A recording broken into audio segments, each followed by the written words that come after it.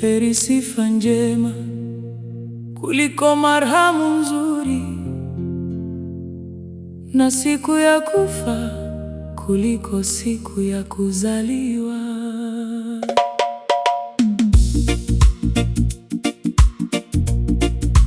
Heri kuiendea nyumba ya matanga kuliko kuiendea nyumba ya karamu, kwa maana huo ndio mwisho wa wanadamu wote, naye aliye hai atautia moyoni mwake. Huzuni ni afadhali kuliko kicheko, maana simanzi ya uso ni faida ya moyo. Moyo wake mwenye hekima umo nyumbani mwa matanga, bali moyo wake mpumbavu umo nyumbani mwa furaha. Heri kusikia laumu ya wenye hekima kuliko mtu kusikia wimbo wa wapumbavu, maana kama mlio wa miiba chini ya sufuria, ndivyo kilivyo kicheko cha mpumbavu. Hayo nayo ni ubatili. Kweli jeuri humpumbaza mwenye hekima, na rushwa huharibu fahamu. Heri mwisho wa neno kuliko mwanzo wake, na mvumilivu rohoni kuliko mwenye roho ya kiburi. Usifanye haraka kukasirika rohoni mwako, maana hasira hukaa kifuani mwa pumbavu.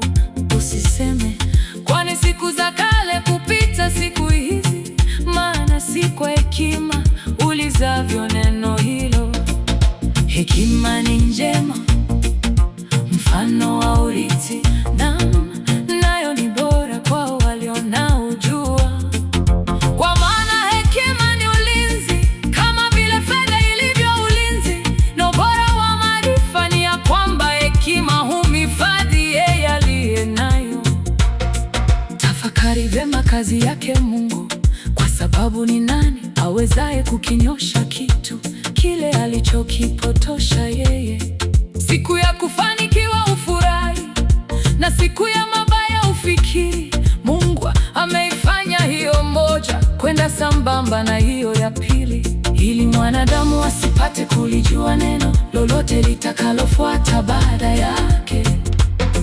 Mambo hayo yote nimeyaona mimi katika siku za ubatili wangu. Yuko mwenye haki apoteaye katika haki yake, yuko na mtu mwovu azidishaye maisha yake katika udhalimu wake. Usiwe na haki kupita kiasi, wala usijiongeze hekima mno, kwani kujiangamiza mwenyewe. Usiwe mwovu kupita kiasi, wala usiwe mpumbavu, kwani ufe kabla ya wakati wako. Ni vizuri kwamba ulishike neno hilo, naam, hata kwa neno hilo tena usiuondoe mkono wako, kwa kuwa mtu yule amchaye Mungu atatoka katika hayo yote. Hekima ni nguvu zake mwenye hekima, zaidi ya wakuu 10 waliomo mjini. Bila shaka hakuna mwanadamu mwenye haki hapa duniani ambaye afanya mema asifanye dhambi.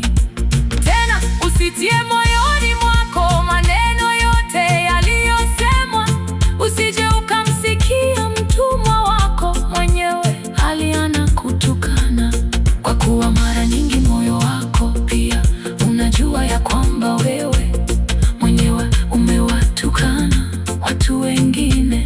Mambo hayo yote mimi nimeyahakikisha katika hekima. Nilisema mimi nitakuwa na hekima, lakini imefarakana nami. Mambo yale yaliyo mbali na yale yaendayo chini sana, ni mtu yupi awezaye kuyatafuta?